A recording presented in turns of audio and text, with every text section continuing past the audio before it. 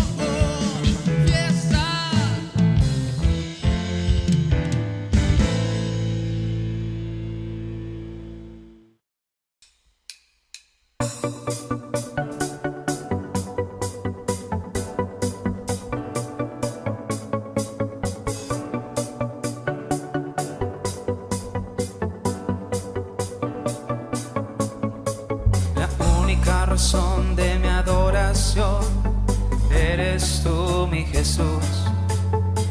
El único motivo para vivir eres tú, mi Señor. Mi única está en ti, eres mi luz y mi salvación. Mi único amor, eres tu Señor, y por siempre te alabaré. Tú eres todo poderoso, eres grande y majestuoso. Eres fuerte, invencible, y no hay nadie como tú.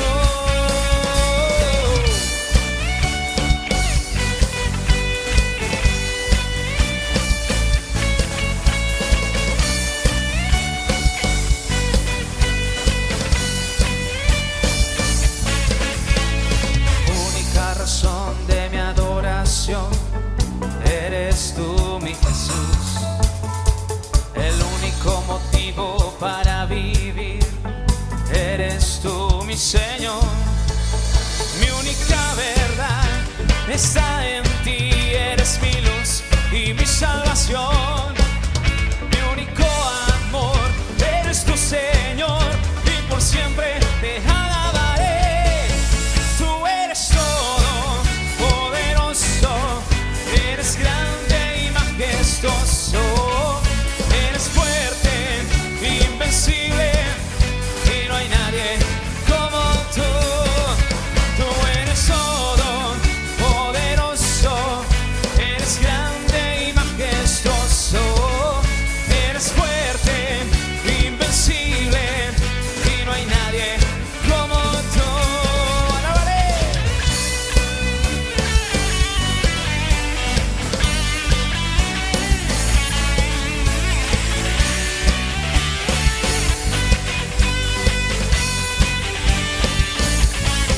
Tú eres todo poderoso, eres grande y majestuoso. Eres fuerte, invencible, y no hay nadie como tú. Tú eres todo poderoso, eres grande y majestuoso. Eres fuerte, invencible, y no hay nadie como tú.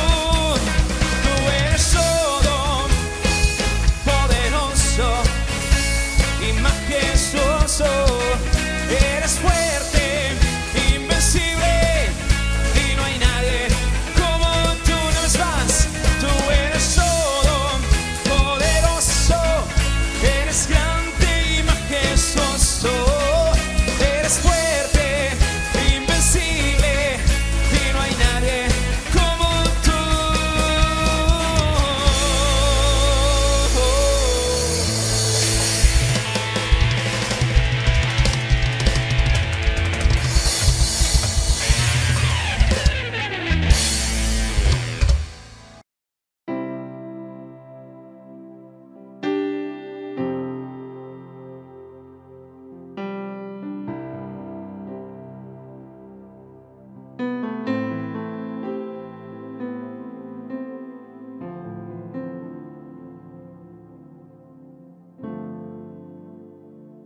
Señor mi Dios, al contemplar los cielos, el firmamento y las estrellas mil, al oír tu voz en los potentes truenos y ver brillar el sol en su cenit. Mi corazón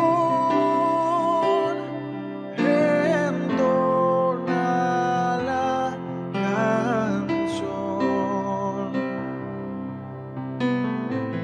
Cuán grande es Él, cuán grande es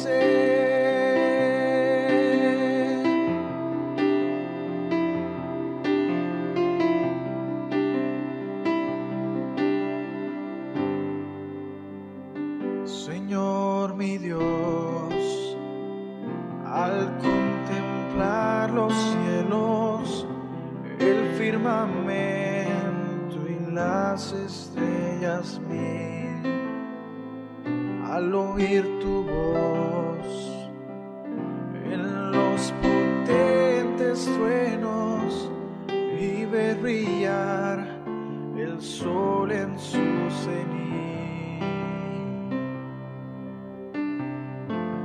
Mi corazón entona la canción.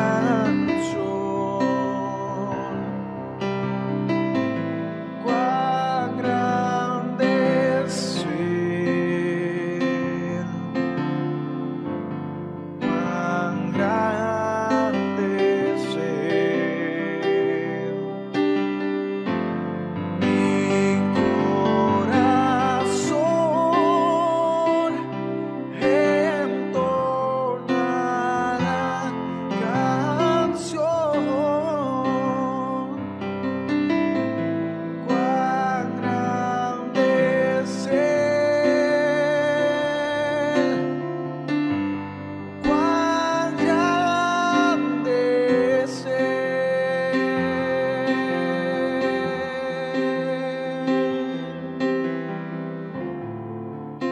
cuán grande es Él.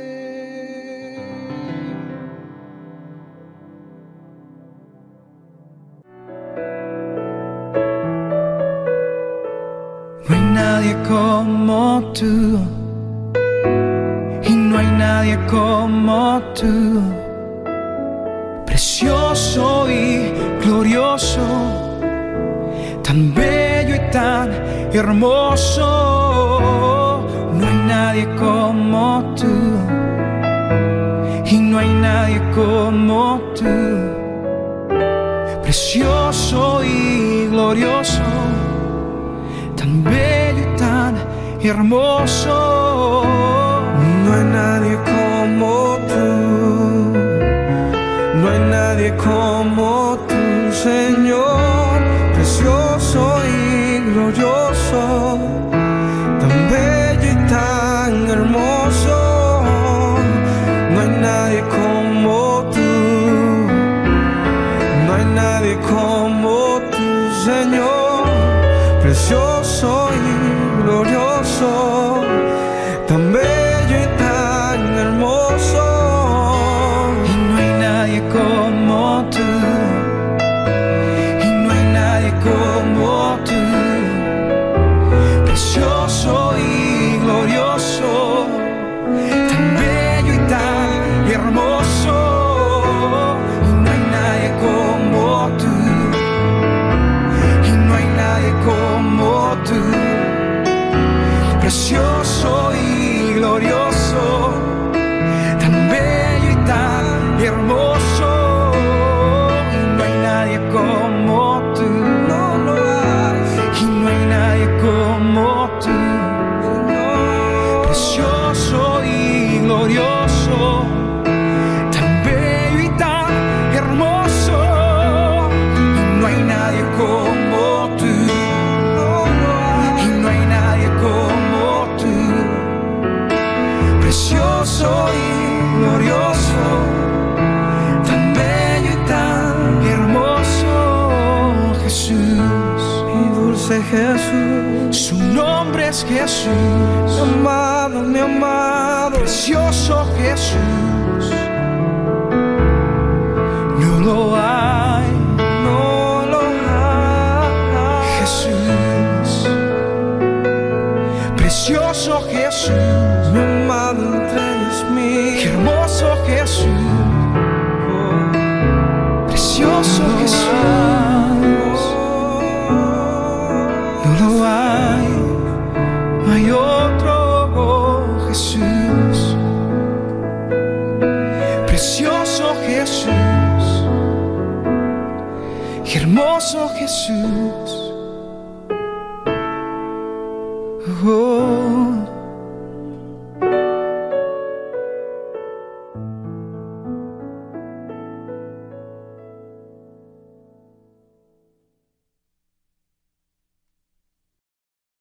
Hermanos, siempre pues es pues muy, pero muy refrescante para nuestras vidas poder derramar nuestro corazón y cantarle a nuestro Dios, expresarle a través de estas alabanzas lo mucho pues que nosotros, ¿verdad?, lo amamos y que dependemos de Él, sobre todo en estos tiempos hoy tan difíciles que estamos viviendo.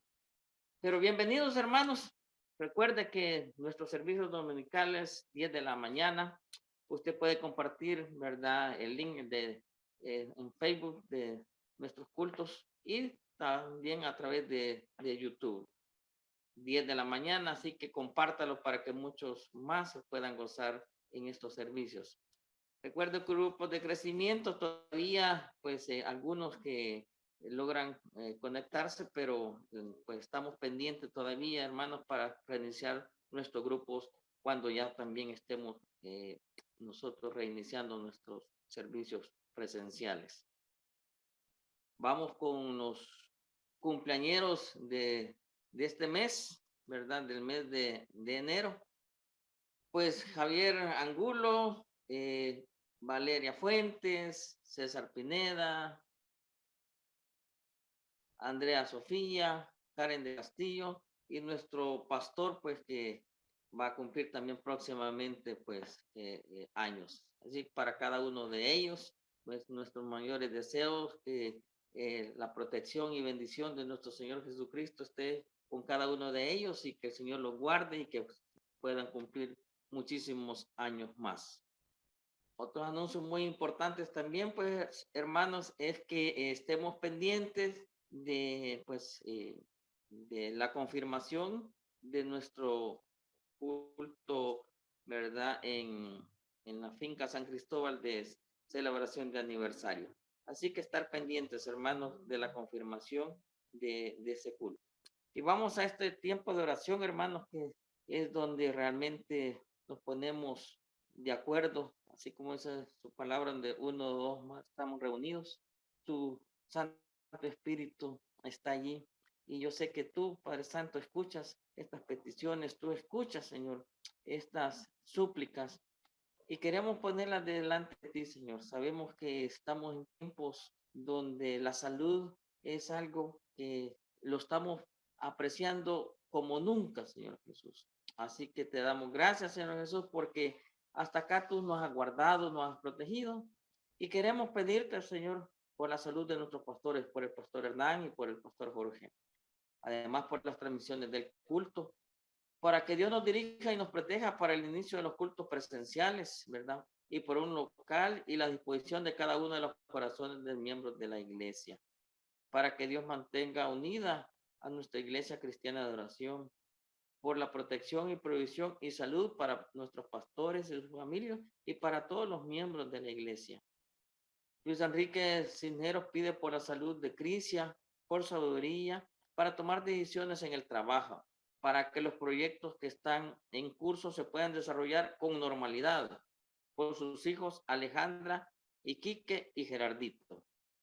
La hermana Silvia da gracias y pide a Dios por el cuidado a su familia, en su salud, por que la pandemia termine y por las peticiones especiales que Dios sabe que deja en sus manos. Esas peticiones que no las expresamos, pero sabemos que tú las conoces, Señor Jesús. Así que quedan delante de ti, Señor.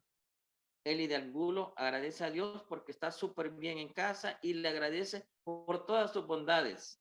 Pide por la salud de los pastores y por un local para la iglesia y por una petición especial que deja en manos de Dios.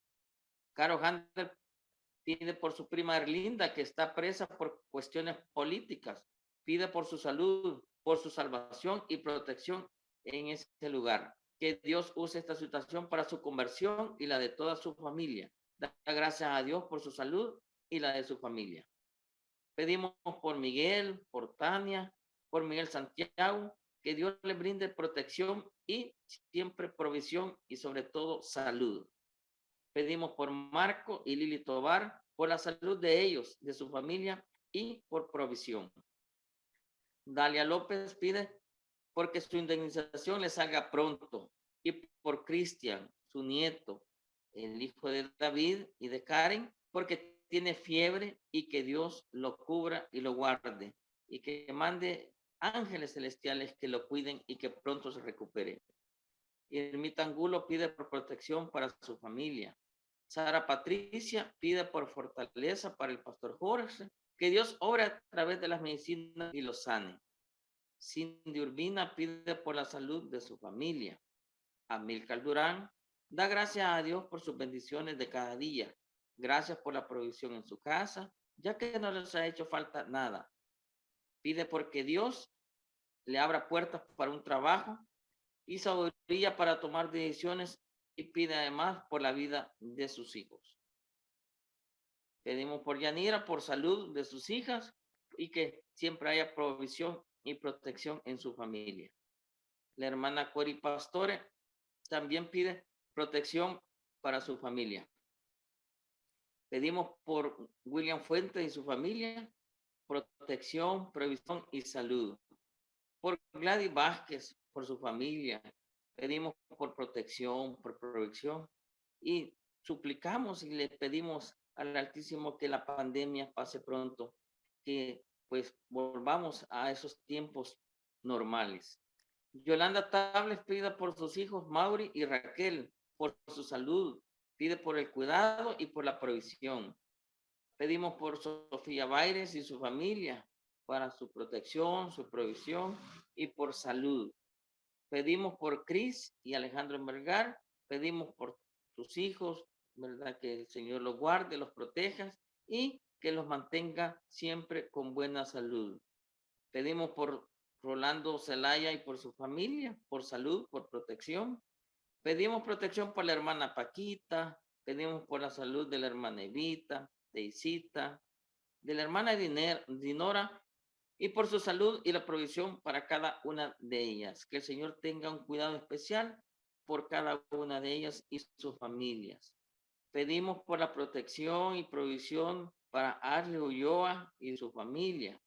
Pedimos por Ingrid Marroquín, porque Dios esté consolando su corazón y la de sus hijos, y que Dios le guíe y abra oportunidades para ello. Jamie de Cabrera agradece a Dios por toda su bondad, por sus trabajos y provisión. Dice que Dios es bueno y fiel, que ya está en la escuela, que ya tomó posesión de su plaza. Muy contenta y agradecida por ello. Pide además por su salud, ya que han estado enfermos de gripe, pero están estables. Pedimos también por la provisión de la hermana Daisy de López. Yo pido por mi familia, pido por mi esposa, pido por mi nieto, por mi hija, que el Señor los guarde, los cuide, y pido una petición especial, ¿verdad? Para mi hija, para que en su trabajo el ambiente laboral pues sea tocado con esa gracia del Espíritu, que pueda tomar decisiones y que puedan tener un ambiente agradable, un ambiente cordial, pero sobre todo que el Señor le acompañe y que pueda con cada una de sus responsabilidades llevarlas a cabo, porque sabemos que nosotros trabajamos para ti, Señor, y no para los hombres. Así que pedimos una protección en esa oficina y que tú, Señor, estés presente en cada una de las decisiones que ella tome. Así que, Padre amado, tú has escuchado cada una de estas peticiones, cada uno de estos deseos, anhelos que tenemos en nuestro corazón. Así que te pedimos, Señor Jesús, que tú inclines tu oído, que escuches estas oraciones que suban como aroma fragante, Señor, y que tú des esa respuesta, Señor, en los tiempos. Y mientras tanto, Señor Jesús, que podamos gozarnos, que mientras estamos en estos tiempos de pruebas, en estos tiempos de espera, Señor, podamos tener siempre el gozo saber que tenemos esa salvación que tú nos diste en la cruz del Calvario. Y pero que además, Señor, que podamos ver qué es lo que quieres también además en estas pruebas, Señor Jesús. Que tú nos muestres, Señor, porque estas pruebas siempre dejan una enseñanza, Señor Jesús. Y eso es lo que nosotros queremos aprender, confiados y seguros que tú siempre quieres lo mejor para cada uno de nosotros. Así que, Padre amado, quedamos y nos quitamos toda esa carga de nuestras espaldas, Señor. Queremos descansar, queremos reposar en ti, Señor Jesús, porque sabemos que solo en ti podemos encontrar ese consuelo, Señor Jesús, porque sabemos que podemos llegar libremente entre el tono de tu gracia a pedir ese oportuno socorro, Señor Jesús. Así que, amado Jesús, quédate con cada uno de mis hermanos, Señor Jesús. Abrázalos, Señor. Hazlos sentir que tú estás con nosotros y con cada uno de ellos, Señor Jesús. Que cada uno pueda descansar, Señor, sabiendo que tú, como hijos que somos tuyos, quieres lo mejor para nosotros. Y, Señor, todas estas peticiones, todas estas oraciones, te las hemos puesto en el nombre del Padre, del Hijo y del Espíritu Santo. Amén. Y hermanos, quedamos en el tiempo de enseñanza, el tiempo de la palabra, con nuestro hermano David Castillo. Así que, como siempre, yo le recomiendo, busque un lugar donde no pueda tener distracciones, Señor, y que podamos, ¿verdad?, recibir del Señor, que podamos realmente llenar ese vacío, esa necesidad que cada uno de nosotros siempre sabemos que tú la llenas a través de tu palabra, porque tu palabra es viva, Señor. Así que quedamos en este tipo de enseñanza con nuestro hermano David Castillo. Que Dios les bendiga, mis hermanos.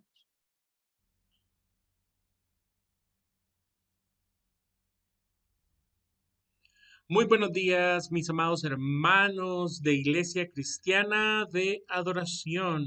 Para mí es un privilegio que el Señor me otorga al poder dirigirme a ustedes una vez más en este tiempo en el estudio de la palabra de Dios. Vamos a lo que Dios tiene para nosotros el día de hoy. Y estamos estudiando Primera y Segunda de Pedro. Ya tuvimos la oportunidad de aprender quién fue el apóstol Pedro. Y con este conocimiento fuimos capaces también de entender qué es lo que respalda a el apóstol Pedro para escribir esta carta. Además, aprendimos el contexto histórico de esta carta. Y es que esta carta se escribe justamente cuando inicia el período de la persecución de la iglesia. Todo inicia con el emperador Nerón. La tradición cristiana nos dice que tanto el apóstol Pedro como el apóstol Pablo murieron en los primeros años de esta persecución y junto con ello millones de cristianos. Nerón mató a muchos de ellos con un proceso en donde primero eran empalados, luego cubiertos completamente de brea y finalmente encendidos como una antorcha humana para arder durante toda la noche. La persecución se extendió del año 64 al año 313. Cuando esta persecución inicia, los cristianos son un número de entre 300.000 a 500.000, esparcidos por todo el territorio romano. Aunque la persecución parecía el fin del cristianismo, resultó que entre más les perseguían, más crecían en número. Forzados a reunirse en diversas catacumbas, que son túneles debajo de las ciudades, en las ciudades más antiguas de todo el Imperio Romano, ahí mismo ellos enterraban a las víctimas de la persecución. Se calcula que para el año 313 más de 9 millones de cristianos habían sido colocados sus restos dentro de las catacumbas, sin contar a aquellos que no pudieron tener de regreso sus cuerpos. Justo en la época en la que ser cristiano era todo lo contrario a ser atractivo, es justamente cuando el cristianismo más crece. En una carta del año 177 dirigida a las comunidades de Frigia y Asia, los cristianos de Lyon cuentan las sucesivas persecuciones que sufrían durante el reinado del emperador Marco Aurelio. Y aunque hay muchos nombres de mártires que entregaron su vida de una forma conmovedora, uno sobresale de entre todos ellos. Y este es el nombre de Blandina. Acerca de ella podemos decir que el historiador Justo González El historiador Justo González nos narra lo siguiente en su libro Historia del Cristianismo, tomo primero, páginas 65 en adelante. Bueno, hablando sobre los mártires de Lyon, nos dice: pero la más destacada de todos estos mártires fue Blandina, una mujer débil por quien temían sus hermanos. Cuando llegó el momento de ser torturada, mostró tal resistencia que los verdugos tenían que turnarse. Cuando varios de los mártires fueron llevados al circo, Blandina fue colgada de un madero en medio de ellos y desde ahí les alentaba. Como las fieras no la atacaron, los guardias la llevaron de nuevo a la cárcel. Por fin, el día de tan cruentos espectáculos, Blandina fue torturada en público de diversas maneras. Primero la azotaron, después la hicieron morder por fieras. Acto seguido la sentaron en una silla de hierro candente y a la postre la encerraron en una red e hicieron que un toro bravo la corneara. Como en medio de tales tormentos, Blandina seguía firme en su fe. Por fin las autoridades ordenaron que fuese degollada.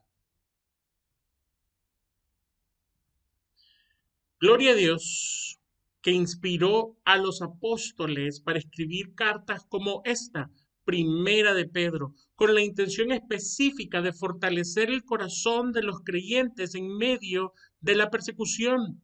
No lo hicieron usando palabras bonitas o promesas huecas, sino en la conciencia de la riqueza que Dios nos ha entregado en Cristo para nuestra vida.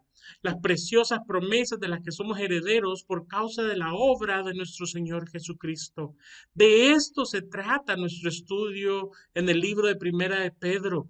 Por ello, mis hermanos, vamos a leer la porción que nos corresponde para el día de hoy y posteriormente vamos a orar. Déjenme compartir con ustedes la presentación y leemos las escrituras que dicen así. Pedro, apóstol de Jesucristo, a los expatriados de la dispersión en el Ponto, Galacia, Capadocia, Asia y Bitinia, elegidos según la presciencia de Dios Padre en santificación del Espíritu, para obedecer y ser rociados con la sangre de Jesucristo, gracia y paz sea multiplicado. Vamos a orar. Señor, agradecemos infinitamente este privilegio que tenemos de estar de este lado de la historia y el poder, Señor, estudiar la palabra 2000 años después de la persecución padecida por nuestros hermanos al principio de la historia, Señor, y reconociendo también que hoy en día hay persecución en muchos lugares del planeta, Señor, donde millones todavía no han escuchado el mensaje de salvación, donde muchos hermanos en Cristo están siendo perseguidos por causa de su fe. Algunos de ellos, Señor, son martirizados, mientras otros son sacados de dichos países, Señor, por tal de que el mensaje no se esparza. Y por otro lado, también nos estamos acercando al tiempo donde ya hay persecución por causa ideológica.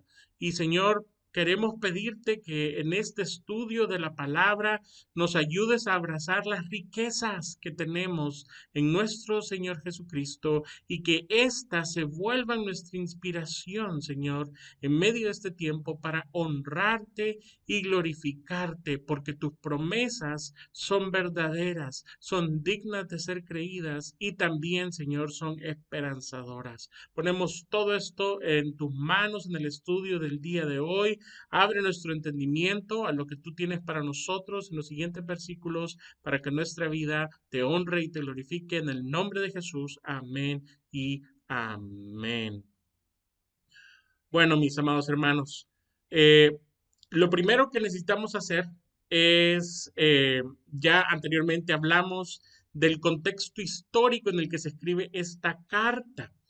Y recordemos que dijimos que es el apóstol Pablo quien, perdón, el apóstol Pedro quien escribe esta carta. Ahora vamos a tomar unos minutos para entender el mapa de quiénes eran aquellas personas a las que se dirige originalmente esta carta de primera de Pedro.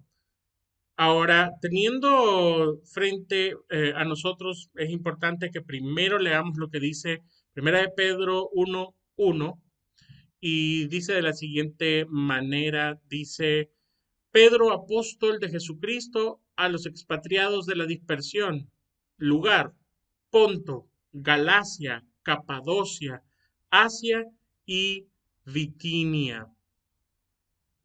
Ahora, es importante para nosotros adentrarnos en el mapa romano. Anteriormente hablamos de lo que significa este imperio romano. Si, no, si pueden ver el mapa, de hecho voy a ponerlo completo. Vemos el imperio romano en toda su extensión, desde el norte de África, alrededor del Mediterráneo, recorriendo hasta el Medio Oriente, pasando por Israel, Siria, subiendo hacia el área de Asia Menor, eh, toda esta área de la península balcánica que nosotros llamamos y consideramos este sector como Europa del Este, y entonces comenzamos a movernos hacia el oeste, es decir, hacia el occidente, y llegamos al área central de Europa, incluyendo las islas y la península itálica.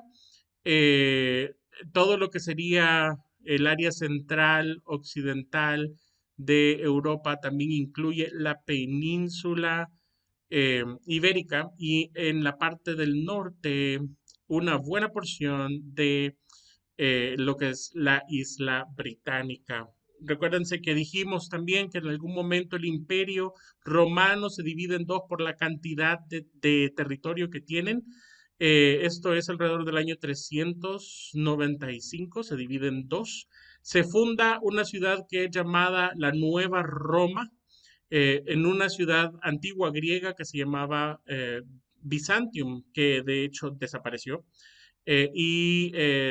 Se funda la Nueva Roma sobre esta ciudad que de hecho al final ni siquiera se llamó Nueva Roma, sino que la gente lo llamó pues Constantinopla, en honor al emperador que la funda. Ahora, en esta división, el imperio de Occidente cae aproximadamente 100 años después de esta división y básicamente el imperio romano, tal y como lo conocemos sobre el territorio europeo, desaparece y del lado del imperio romano de Oriente o del Este, pues este imperio llegó a ser conocido como el imperio bizantino, que estuvo en guerra durante mucho tiempo con el Islam y posteriormente el Islam tomó la mayor parte de este territorio, llegando hasta Asia Menor y pues el imperio bizantino fue bastante pequeño, bastante reducido, sin embargo fue la frontera entre Europa y el Islam por 1000 años aproximadamente. Bien, eso es en cuanto al contexto de Roma. Ahora, para entender a quiénes les está escribiendo, hoy tenemos más claro cómo está dividido por sus diferentes provincias el Imperio Romano. Cuando, eh, Cuando hablamos de esta forma, necesitamos entender que, eh, que Pedro está escribiendo desde, bueno, primero, ubiquémonos en el mapa. ¿Dónde está Jerusalén? ¿Dónde está Israel? Recuérdense que en este momento Israel, que el reino del norte fue conquistado por los asirios, no existía y Judá regresó a su territorio después del exilio, 70 años, y para el tiempo del Imperio Romano, esta región fue llamada Judea. Ahí en ese sector está Jerusalén, obviamente parte de este círculo incluye el mar Mediterráneo, pero es importante saber que Judea se encuentra acá. Ahora, según lo que estudiamos la semana, la enseñanza anterior, Pedro está escribiendo desde Babilonia. Babilonia se encuentra en un sector conocido históricamente como Mesopotamia, que significa la tierra entre los ríos, que son el río Éufrates y el río Tigris. Estamos hablando de que Pedro se encuentra en este lugar. Cuando Pedro escribe, las provincias que menciona en su introducción, todas son provincias que pertenecen al territorio de lo que se conoce también en historia como Asia Menor. Hoy es territorio turco de la nación de Turquía.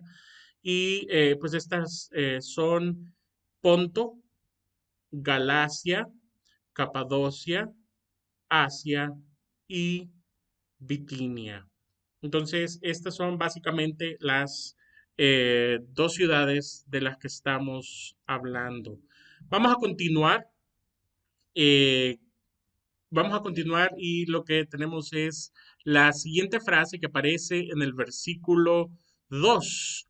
Y viendo la escritura, dice de la siguiente forma. Dice,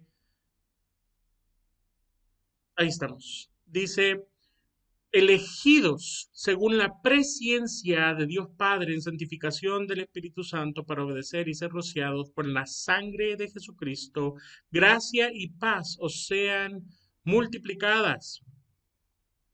El apóstol Pedro está delimitando el grupo de personas a las que les está escribiendo. En primer lugar, porque hay muchas personas que viven en el Ponto, Galacia, Capadocia, Asia y Bitinia.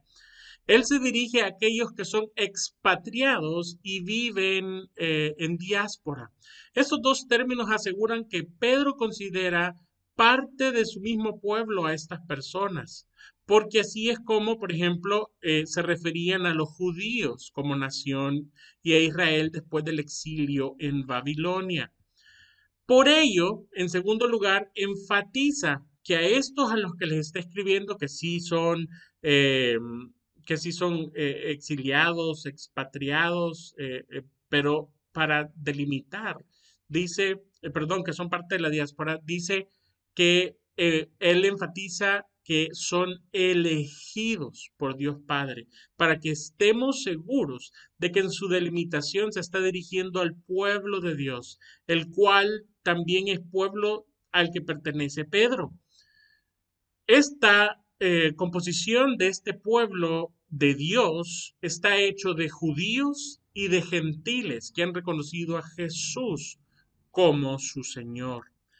Ahora, nos concierne entender a cabalidad la frase elegido según la presciencia de Dios. Aquí se usa la palabra presciencia y es la única vez en las Escrituras que aparece. Hay principios que nos muestran el preconocimiento de Dios en el sentido de antes del conocimiento humano, pero nosotros le llamamos omnisciencia. Obviamente la Biblia nos relata una y otra vez cómo la sabiduría de Dios es eterna.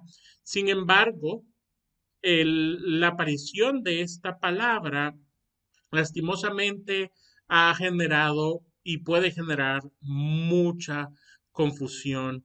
Por ello, en los próximos minutos solo quisiera explicar un mal uso que se le ha dado por algunos teólogos a esta palabra y las peligrosas implicaciones del uso de esta palabra en el contexto en que lo están haciendo estos teólogos. Para definir la palabra presciencia de Dios, se define como un conocimiento previo de Dios, previo a la época en que comienza el conocimiento del ser humano. También es cierto que la Biblia nos señala este conocimiento previo como la omnisciencia, la cual es presentada a través de todas las escrituras. El problema es que muchos han interpretado esta presciencia de Dios en el contexto de la elección, diciendo que Dios nos eligió para ser salvos porque Él conoce el futuro. Y como Él conoce el futuro, Él sabía que nosotros aceptaríamos a Jesús como nuestro Señor y por este preconocimiento de nuestras decisiones Dios decide elegirnos. Ahora, si Dios nos elige porque sabe que lo elegiremos, entonces hay dos conclusiones erróneas a las que nos lleva este concepto y estas conclusiones erróneas son sobre Dios, sobre nuestra concepción de Dios. Aceptamos que Dios no necesariamente lo sabe todo, sino que tiene la capacidad de aprender o al menos la tuvo al principio. Esto no solo desvirtúa la omnisciencia de Dios, sino que lo sujeta a la probabilidad de equivocarse con el propósito de aprender. Y como no lo sabe todo, además no es perfecto, entonces la primera conclusión es que tampoco es Dios. Así de peligroso es un mal concepto sobre la presciencia de Dios.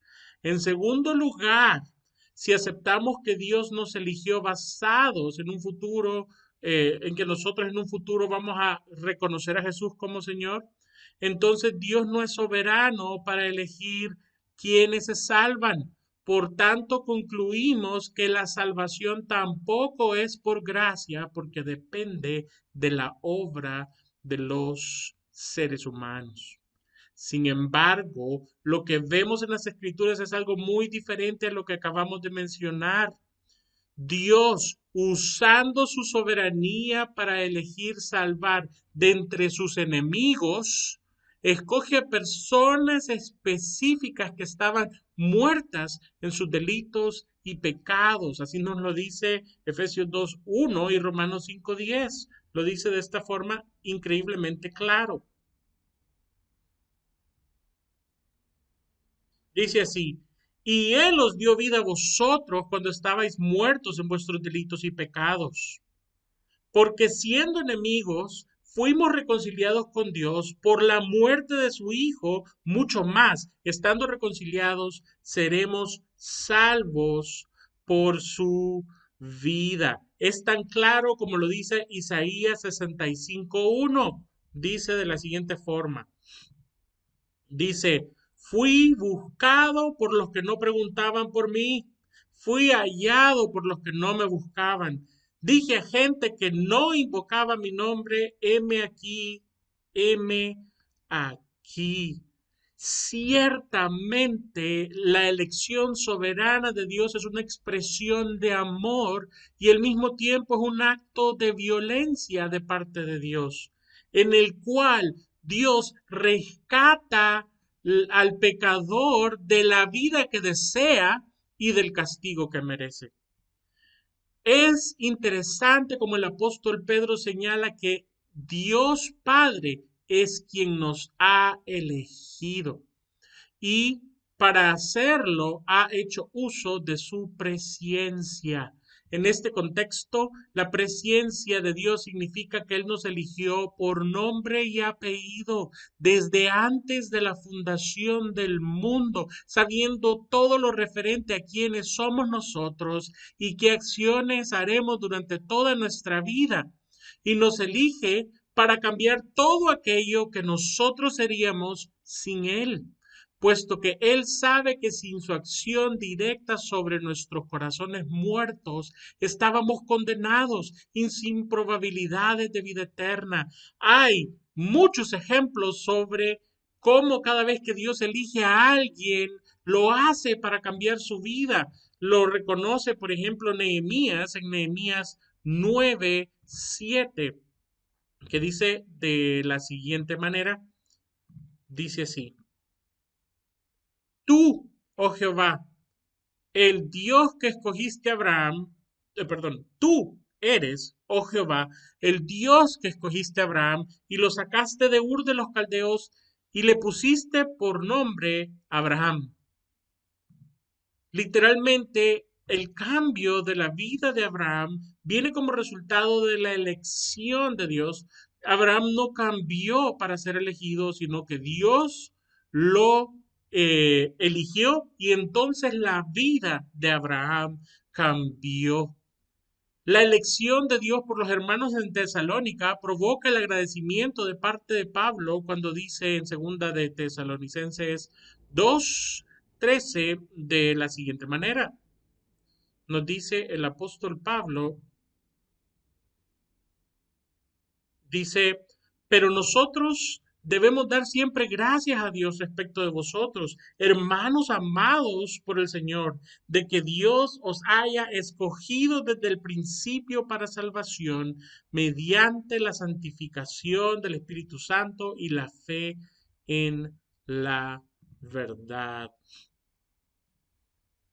Habiendo entendido la elección de parte de Dios Padre, que Él libre y voluntariamente nos ve en un conocimiento personal en el vientre de nuestras madres y de hecho antes de que todo existiera, Él nos vio y nos escogió para salvarnos. Entendiendo esto como una obra del Padre, avancemos en lo que dice nuestra cita bíblica eh, en Primera de Pedro, capítulo 1, versículo 1 y 2. Y leemos nuevamente la cita para tenerlo fresco. Dice así, dice, elegidos según la presciencia de Dios en santificación del Espíritu Santo para obedecer y ser rociados con la sangre de Jesucristo. Gracia y paz sean multiplicadas. Poniendo un momento la lupa sobre algunas de las palabras que aparecen aquí mencionadas, comenzamos con la palabra santificación. En griego, según el diccionario Strong, la palabra que aparece acá es hayasmos, la cual a su vez se deriva de la palabra hayaso, que significa apartar o reservar.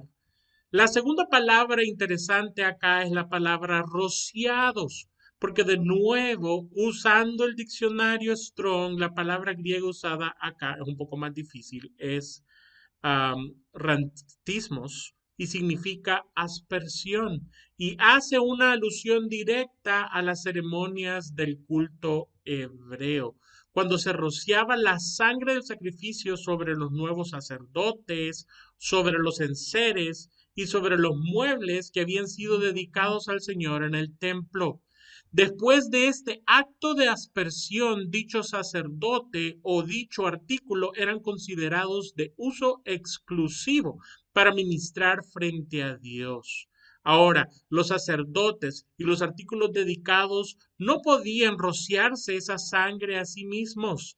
Necesitaban que alguien más lo hiciera por ellos. Y en el caso de los objetos, pues es una idea lógica, pero en el caso de los nuevos sacerdotes tenía que ser así porque era un requisito que quien realizara dicha aspersión fuese santo anteriormente, es decir, hubiese sido santificado anteriormente. De forma que podemos decir, parafraseando que nos está diciendo el apóstol Pedro, el Padre nos ha escogido habiéndonos conocido por nombre y en su sabiduría nos reservó con la obra de su Espíritu Santo, el cual nos capacita para obedecer a Jesús a través de la aspersión de su sangre sobre nosotros. Nunca perdamos de vista que esta obra del Espíritu Santo en nuestras vidas no es accidental. Al contrario, cuando Dios anuncia el nuevo pacto que será en Cristo, asegura que la presencia de su Espíritu Santo dentro de aquellos que serán el pueblo de Dios son su marca de pertenencia. Así lo vemos, por ejemplo, en Ezequiel 36:27. Déjenme compartir la presentación. Dice de la siguiente forma, Ezequiel 36:27, y pondré dentro de vosotros mi espíritu y haré que andéis en mis estatutos y guardéis mis preceptos y los pongáis por obra. En palabras de nuestro Señor Jesucristo, este Santo Espíritu que viene de parte del Padre y de parte de Cristo, nos dan el poder para obedecer el mandato de proclamar el Evangelio. Así lo dice en una de las citas más famosas que nos aprendemos desde muy jóvenes, eh, es Hechos 1:8, dice de la siguiente forma, déjenme compartirlo en grande, dice así: pero recibiréis poder cuando haya venido sobre vosotros el Espíritu Santo, y me seréis testigos en Jerusalén, en toda Judea, en Samaria y hasta lo último de la tierra. Finalmente, el apóstol Pablo nos asegura que si el Espíritu Santo vive en nosotros, nosotros somos su templo, y que eso además se traduce en que le pertenecemos a Él. Esto nos lo dice en 1 Corintios 6:19. Lo dice de la siguiente manera. Dice: ¿o ignoráis que vuestro cuerpo es templo del Espíritu Santo, el cual está en vosotros, el cual tenéis de Dios, y que no sois vuestros? Ahora hemos entendido la obra santificadora del Espíritu Santo que nos capacita para obedecer a Dios. El Espíritu Santo rocía la sangre redentora sobre nosotros. Ahora también es un buen momento para aprender una vez más eso que ya sabemos de memoria, y es la obra redentora de nuestro Señor Jesucristo. Una vez más, leyendo la cita, nos encontramos con lo siguiente. Dice así: dice, elegidos según la presciencia de Dios Padre en santificación del Espíritu, para obedecer y ser rociados con la sangre de Jesucristo. Gracia y paz os sean multiplicadas. La frase la sangre de Jesucristo hace una referencia a su muerte en la cruz, en donde derramó su sangre para el perdón de pecados, y así nos dice, por ejemplo, Colosenses 1:20. Lo dice de la siguiente manera. Déjenme compartir, dice así, dice: y por medio de él reconciliar consigo todas las cosas, así las que están en la tierra como las que están en los cielos, haciendo la paz mediante la sangre de su cruz. También nos aseguran las Escrituras que esta sangre nos da la libertad para relacionarnos con Dios en el lugar más santo que existe, llamado el lugar santísimo, donde solo Él y nosotros estaríamos juntos. Así es como lo dice Hebreos 10:19. Lo dice así. Dice: así que, hermanos, teniendo libertad para entrar en el lugar santísimo por la sangre de Jesucristo, una vez más, ese lugar es el lugar donde habita la misma presencia de Dios, y tenemos libertad de entrar por la preciosa sangre de Cristo. Este derramamiento de sangre no fue el plan B de Dios, ni tampoco ocurrió porque a Dios se le salió de las manos lo que estaba ocurriendo en el tiempo de Jesús. Al contrario, su elección de nosotros se basa en su presciencia, y esto también incluía su presciencia, la redención a través de la muerte de Cristo. Cuando Dios nos elige, al mismo tiempo, Él está pensando en que yo, tú, vamos a ser salvos por causa de la obra de Jesucristo. Por ello, lo profetiza de forma tan clara, aproximadamente entre 350 y 700 años antes de Cristo, cuando lo dice de esta forma en Isaías 53, del 3 al 7, lo dice de esta forma. Dice así: despreciado y desechado entre los hombres, varón de dolores, experimentado en quebranto, y como que escondimos de él el rostro. Fue menospreciado y no lo estimamos. Ciertamente llevó él nuestras enfermedades y sufrió nuestros dolores, y nosotros le tuvimos por azotado, por herido de Dios y abatido.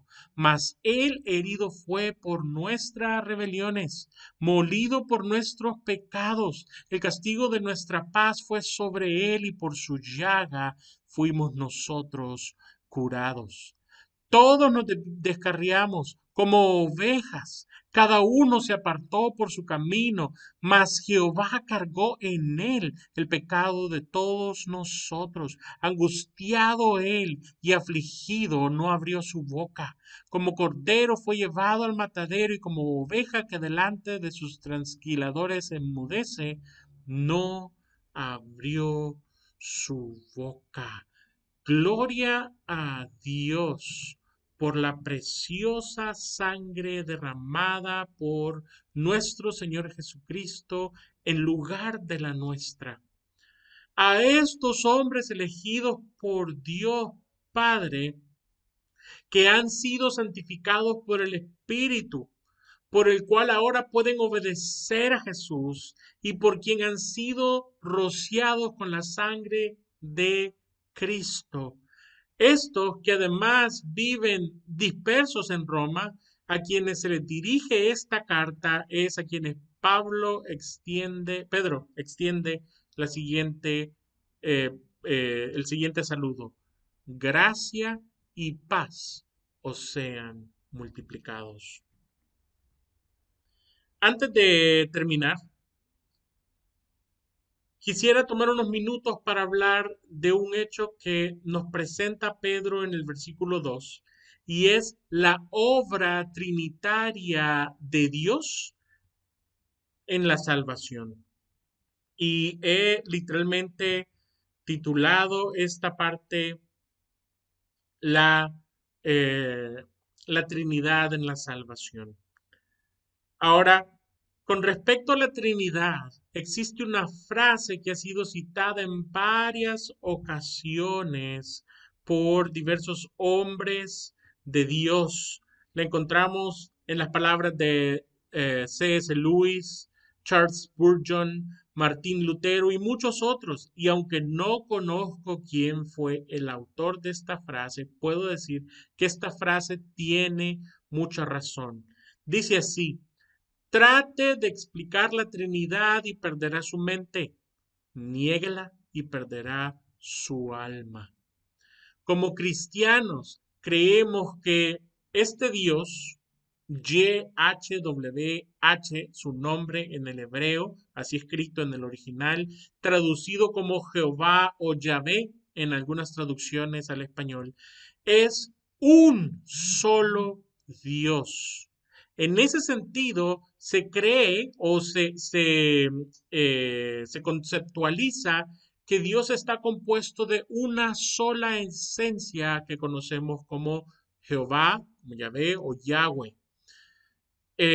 Pero por aquello que vemos en las Sagradas Escrituras, tanto en el Antiguo Testamento como en el Nuevo Testamento, podemos decir que este ser único y supremo está compuesto por tres personas. A cada una de estas personas la Biblia les atribuye pensamientos, voluntad, intenciones, sentimientos que lo diferencian de las otras dos. Estoy totalmente de acuerdo en que es algo difícil de explicar y de entender. Sin embargo, Dios lo ha dejado en las Escrituras para que lo sepamos, lo creamos y como mínimo lo entendamos en la forma más básica. En otras palabras, Yahweh, que es el nombre de Dios, es el Padre, el Hijo y el Espíritu Santo en uno solo y al mismo tiempo. Y literalmente cuando la Biblia se refiere a Yahweh, Jehová o Yahvé, según la traducción que ustedes estén leyendo, está hablando de el Padre, el Hijo y el Espíritu Santo. En esa base, Habrían muchos versículos para explicar las cualidades y distinciones sobre cada una de las personas de la Trinidad. Pero la manera más efectiva de entenderlo es a través del Ordo Salutis, es decir, sobre el proceso por el cual nosotros somos salvos. Dios, en su omnisciencia, nos ha permitido ver la distinción de el Padre, el Hijo y el Espíritu Santo justamente en el proceso en el que somos salvos. De nuevo, la palabra que ocuparon los reformadores es ordo salutis, el orden en que ocurre el proceso de salvación.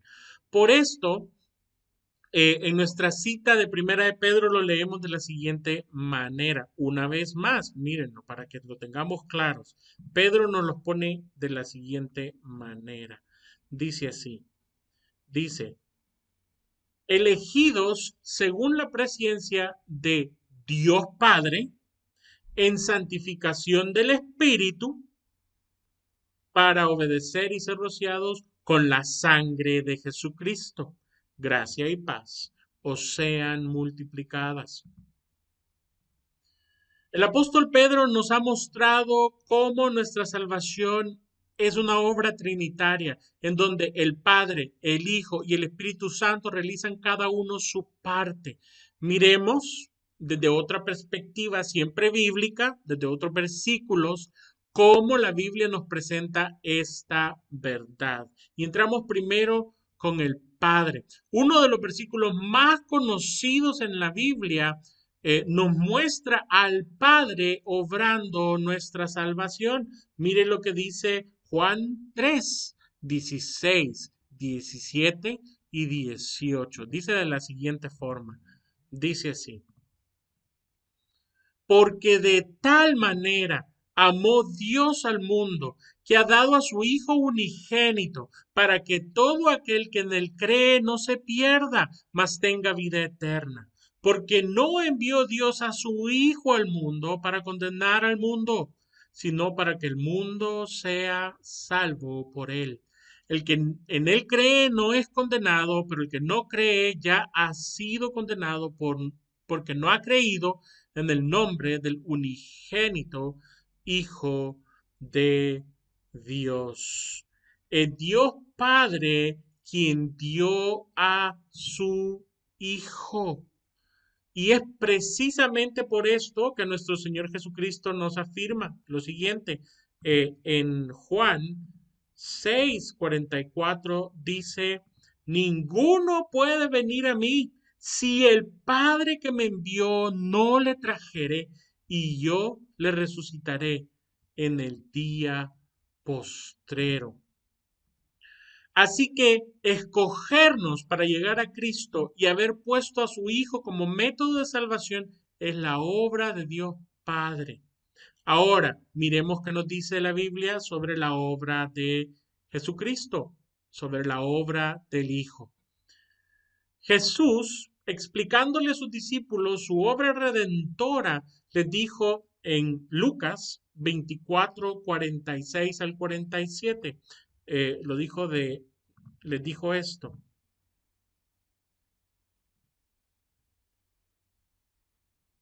Y les dijo, así está escrito y así fue necesario que el Cristo padeciese y resucitase de los muertos al tercer día, y que se predicase en su nombre el arrepentimiento y el perdón de pecados en todas las naciones, comenzando por Jerusalén. Ahora, por esto el escritor de Hebreos nos explica la obra expiatoria de nuestro Señor Jesucristo en una forma tan clara. Jesús nos dice, ya se había determinado que a través del Cristo, a través de su muerte, hubiese la oportunidad de arrepentirse, el perdón de pecados, y que esto pueda ser predicado en todas las naciones. Y por eso el escritor de Hebreos nos asegura en Hebreos 10, del 8 al 18, lo siguiente. Nos dice, diciendo primero, Sacrificio y ofrenda y holocaustos y expiaciones por el pecado no quisiste ni te agradaron, las cuales cosas se ofrecen según la ley, y diciendo luego, he aquí vengo, oh Dios, para hacer tu voluntad. Quítalo primero para establecer esto último. En esa voluntad somos santificados mediante la ofrenda del cuerpo de Jesucristo, hecha una vez para siempre. Ciertamente todo sacerdote está día tras día ministrando y ofreciendo muchas veces los mismos sacrificios que nunca pueden quitar los pecados. Pero Cristo, habiendo ofrecido una vez y para siempre un solo sacrificio por los pecados, se ha sentado a la diestra de Dios. De ahí en adelante esperando hasta que sus enemigos sean puestos por estrado de sus pies. Porque con una sola ofrenda hizo perfectos para siempre a los santificados. Y nos atestigua lo mismo el Espíritu Santo, porque después de haber dicho, este es el pacto que haré con ellos después de aquellos días, dice el Señor, pondré mis leyes en sus corazones y en sus mentes las escribiré, añade, y nunca más me acordaré de sus pecados y transgresiones, pues donde hay remisión de estos, no hay más ofrenda por el pecado. Ahora hemos entendido la obra del Padre y del Hijo en nuestra salvación. Por ello, nos queda simplemente revisar el rol del Espíritu Santo dentro de nuestra salvación. En primer lugar, el Espíritu Santo es quien es responsable de llevarnos a toda verdad. Así nos dice Juan 16:13.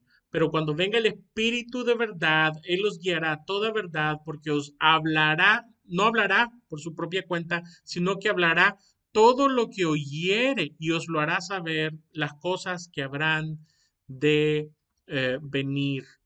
Así que el Espíritu Santo, en primer lugar, nos lleva a la verdad. En segundo lugar, nos capacita para creer en Jesús y nos capacita para confesar que Jesús es nuestro Señor, lo cual es lo que literalmente se traduce en nuestra salvación. Así dice 1 Corintios 12:13, lo dice de esta forma, perdón, 12:3. Por tanto, os hago saber que nadie que hable por el Espíritu de Dios llama anatema a Jesús, y nadie puede llamar a Jesús Señor, sino por el Espíritu Santo. Su presencia en nosotros garantiza que nosotros somos hijos de Dios y que ahora nosotros podemos vivir para Dios, obedecer a Jesús, porque anteriormente Él nos ha rociado eh, con la sangre de Cristo. Mire lo que dice Romanos 8:15 y 16. Dice de la siguiente manera.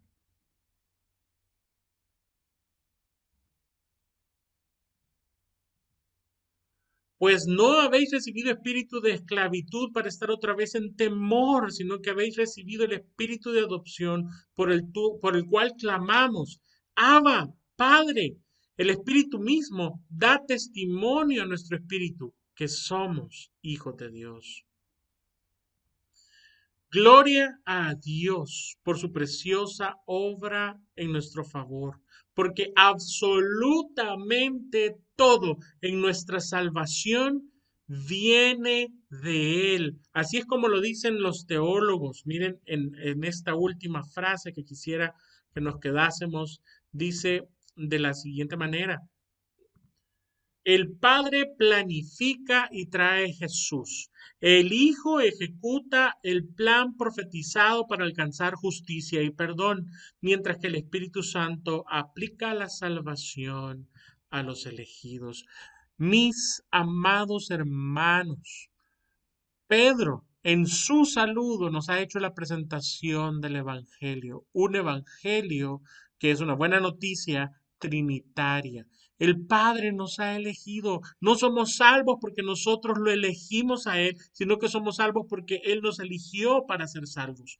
Nos vio por nombre y apellido en la eternidad. Nos escogió para que a través de la sangre de Cristo nosotros pudiésemos alcanzar el perdón. Ahora, la obra de Dios es enviar al Espíritu Santo para que el Espíritu Santo nos aparte. ¿Cómo nos aparta? A través de rociarnos la sangre de Jesús. Posteriormente estamos listos para obedecer el Evangelio. ¿Qué dice el Evangelio? Arrepentíos, que el reino de los cielos se ha acercado. De tal forma que por causa del obrar del Espíritu Santo en nosotros, podemos arrepentirnos y acercarnos a Dios a través del Evangelio. Importante terminar diciendo lo siguiente. ¿Por qué hay tanto conflicto con la palabra arrepentirnos? Porque no creemos que necesitamos arrepentirnos. Lo que necesitamos entender es, la Biblia ya nos puso claro nuestra perversión, ya nos puso claro que estamos condenados. Nosotros podemos ver a través del espejo de la palabra que somos pecadores, necesitamos arrepentirnos. Es cuestión de fe. Eso es en primer lugar.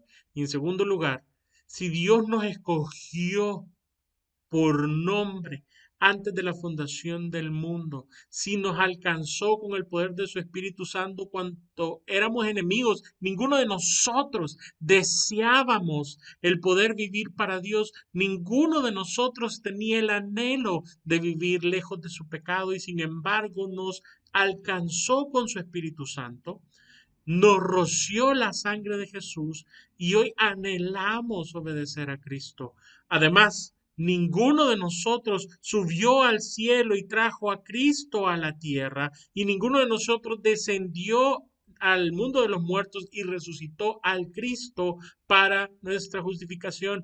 Todo lo hizo Dios, por lo cual Él es digno de adoración. Así que entendiendo esto, claro que hay esperanza en medio de la persecución para los hermanos en aquel tiempo, pero también para los hermanos hoy. Quiera Dios darnos la certeza en su amor y en su obra. Vamos a orar. Señor, agradecemos tu gracia y la obra de tu Espíritu Santo. Agradecemos que nos has dado a Cristo para nuestra salvación.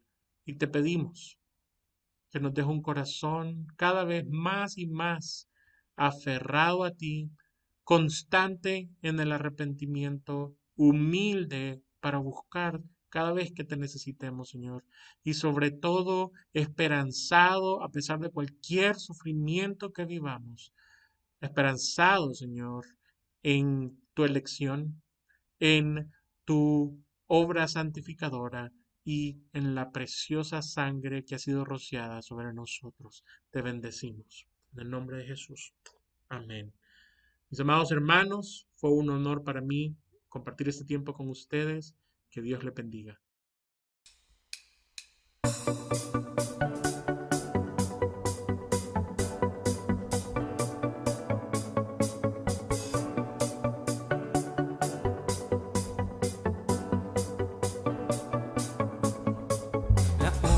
Razón de mi adoración eres tú, mi Jesús. El único motivo para vivir eres tú, mi Señor. Mi única verdad está en ti, eres mi luz y mi salvación. Mi único amor eres tú, Señor, y por siempre te alabaré.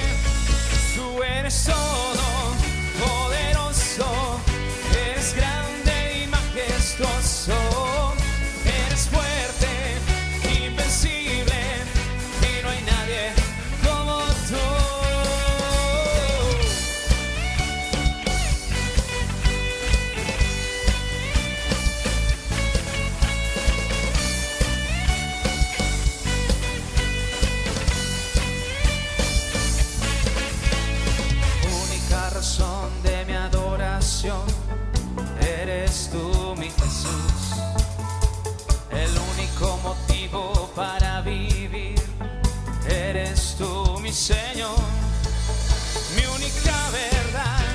está en